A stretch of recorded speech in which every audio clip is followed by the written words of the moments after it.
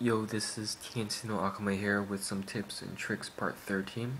This time we'll just be covering one general theme, in which this case is roles in team fights. So here we go, hope you guys enjoy it.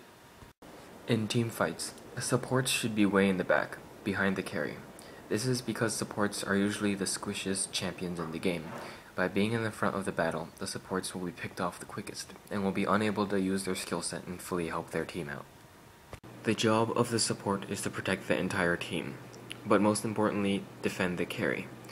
The carry is the person who is destroying the enemy team and winning the game for you. So, of course, the most important person to defend as the support is the carry. Before a team fight, it is usually the support's job to have wards down on the map.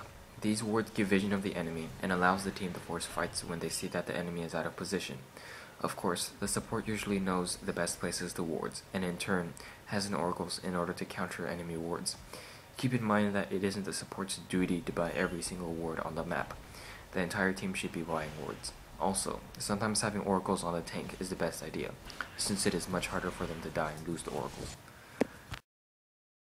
The carry's job is quite simple.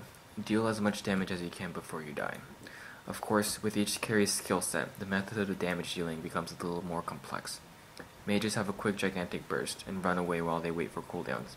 Ranged DPS have consistent damage and usually are running in and out, cutting people down from afar.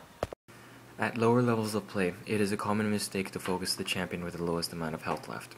Though this seems like the right thing to do, in reality, if you think about it, a tank with a fourth of its HP left takes the same amount of time to kill as a squishy carry does at full health.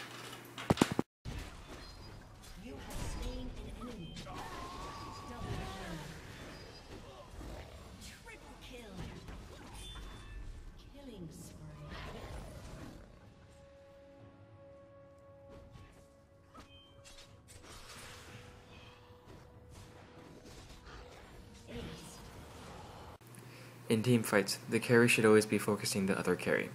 If the enemy has a player that is out of position, destroy them quickly and turn the fight into a 4v5. Always follow this kill order: carries first, then supports, then tanks.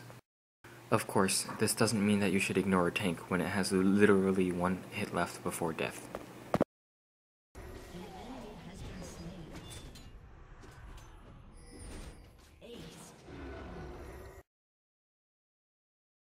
Tanks, off-tanks, and tanky DPS. Though they may be different in terms of damage output and utility, their roles in a team fight are quite similar. All tanks, off-tanks, and tanky DPS have the job to be in front of the battle.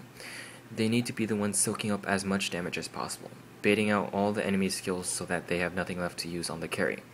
Of course, in order to be in this position, it is usually the tank's job to initiate the battle. During the battle, tanks can either help shut down the enemy carry or protect their carry. A tank that doesn't deal as much damage but has a lot of utility can use that utility to keep people off their carries and protect them. A tank that deals a little bit more damage but has a little bit less utility can focus on destroying the enemy carry. Of course, you aren't limited to these rules. Tanks have the freedom of deciding what they do in teamfights depending on what would help their team the most.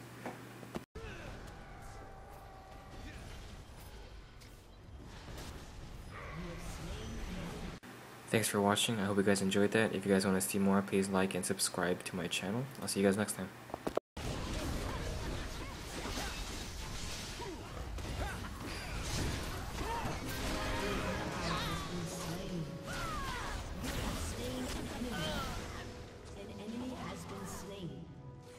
An enemy has been slain.